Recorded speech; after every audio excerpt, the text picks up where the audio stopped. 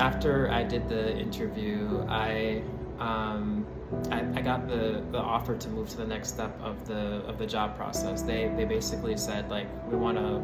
I think it was like a Zoom interview. We want to do like the next stage with you. So obviously I passed the first round, which was pretty exciting. And I didn't really want the job, to be honest. I just really wanted more money. And so I knew my motive from the beginning wasn't good. And so I literally said to God, like, you know, I don't want to make the same mistake again. I really want to do what you want me to do, God. So I was like, God, if it's not for me, like just show me or don't let me get it, something like that. And I remember literally like a few days later or a week later, they literally took the job posting down. Like they canceled the interview process. And a friend of mine who worked in the department of the job that I was applying to told me that all of a sudden they decided that they wanted to rewrite the job and come up with something different. So they just kind of scrapped the whole thing, and all the candidates kind of just got scrapped. And I was like, okay, all right, I see what's happening here. And then so the job that my current office was writing for me, I applied for it. I interviewed. I got it, obviously, because they wrote it for me. And then so I just remember feeling more at peace, and I kind of knew like, okay, this is what God really wanted for me. Not to chase the money, but to chase the purpose that He had for me, right? And I'm in this role today still, and it's been such a great experience. And I'm really happy that I made the right decision this time, because Lord knows how bad it feels, and how, you know, the negative effects that you can experience just by making the wrong decision, especially by picking a wrong job. But it doesn't end there, because after I transitioned into this role, I was no longer a supervisor over the students, and that was a really big, important role for me, because I did that role for like 3.5 years. And you know, managing and supervising, mentoring, training young people is a lot of work, and a lot of times people don't realize that.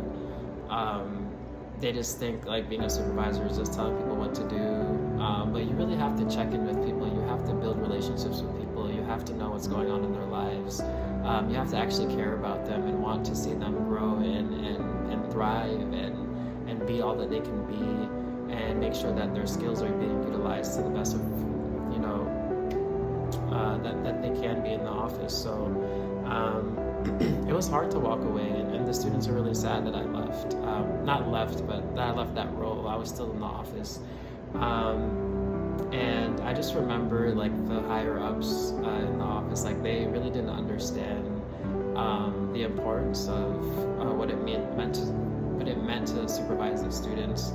And I knew that it just wasn't going to be the same. I knew the students weren't going to get the same level of quality management and care that I had provided them. And I remember after I put in my 2 weeks for that administrative supervisor role, and I was transitioning to this support specialist role that I'm in now.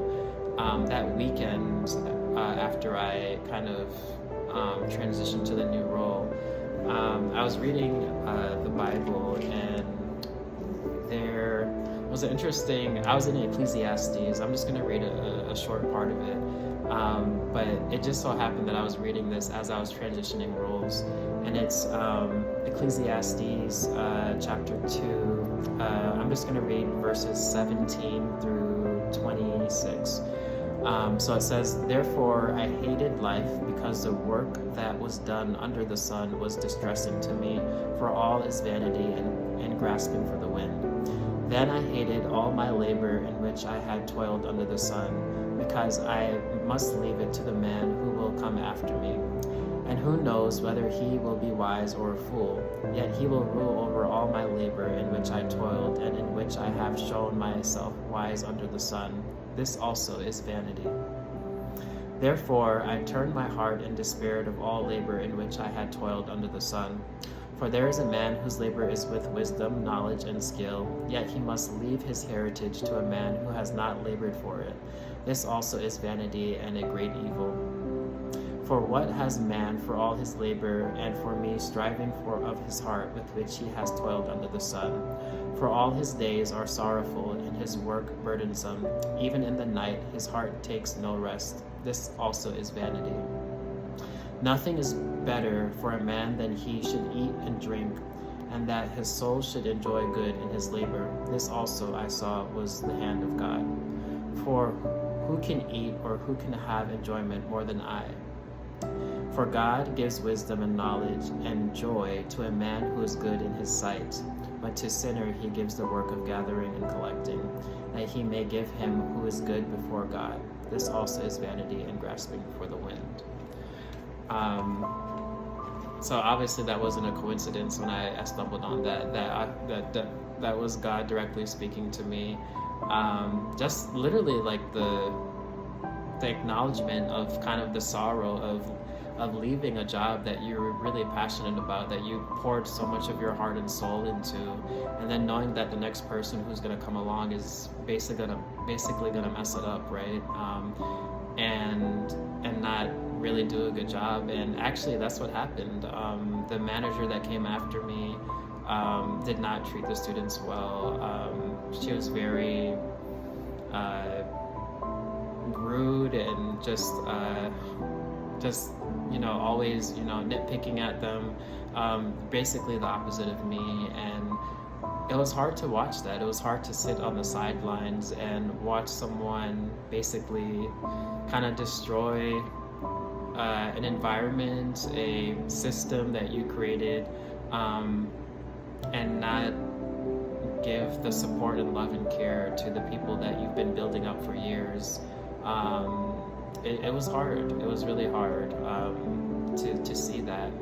And yeah, I struggled, and I still do with, how do I create a balance of, not trying to get involved too much because that was my past and it's time for me to move forward, but also still showing love and care and support for the students who are in our office. And, it's difficult, but, I work on it, right?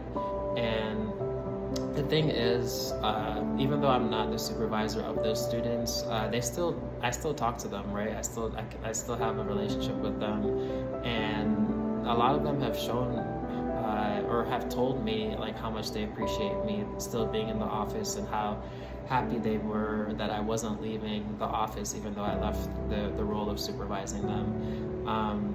And the important thing to know is too, like, if people are sad that you're not going to be their boss anymore, not to toot my own horn or anything, but that's a pretty big thing, right?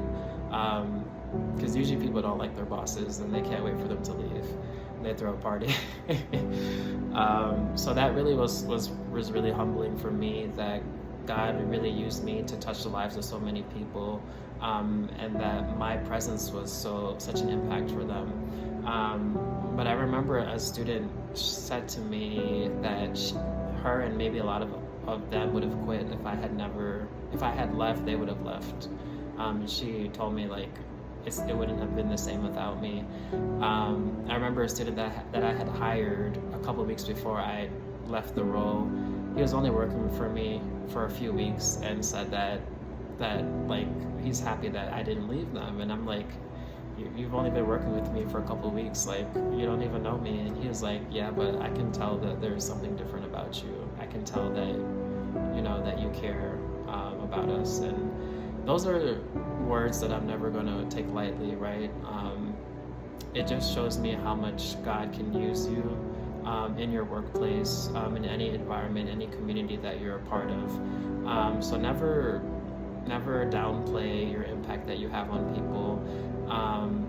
Never think that the mundane of your job is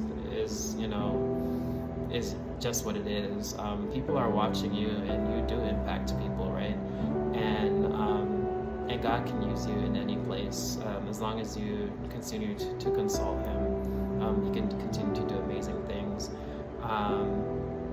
And transitions are hard, right? I think I've been through so many transitions in life, and life is full of transitions. But I think if you continue to really put God first and ask Him, where do you want me to go? You can never fail. And as I've been talking about rerouting and making difficult decisions and feeling like there's no way out, this story is kind of all three in combination. But even if you mess up, He's still there with you. So don't be afraid to make the wrong decision, but do your best to try not to make the wrong decision, because it makes life easier. But that's pretty much all I have for this story. I hope this was helpful to somebody, and please continue to follow, share, comment, or whatever you'd like.